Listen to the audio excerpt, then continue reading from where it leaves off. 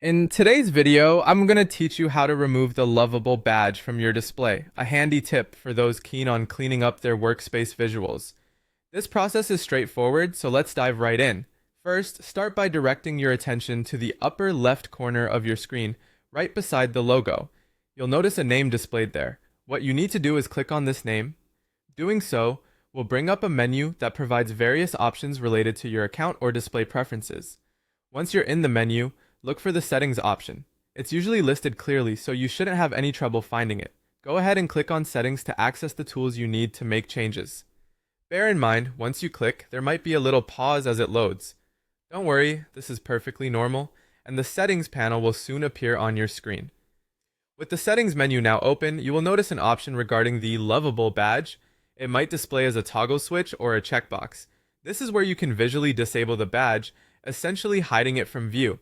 If you're on a mission to tidy up your interface, this is a quick fix that works wonders. Now that you've adjusted the badge settings, let's go back to the main area where you can take a more advanced step if needed.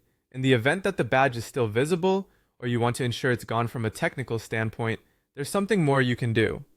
Return to your main interface. Here, you're going to need to employ a bit of CS magic. This might sound daunting, but it's just a matter of typing out a specific line of code.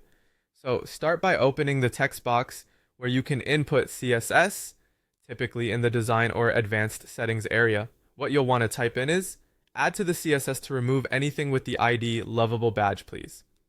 This command is instructing the system to effectively ignore any elements associated with the Lovable badge ID, making sure it won't appear on your workspace any longer. After you've carefully entered the code, simply press enter. This action tells the system to accept your changes and apply them, sealing the deal on removing the badge. It's as simple as that.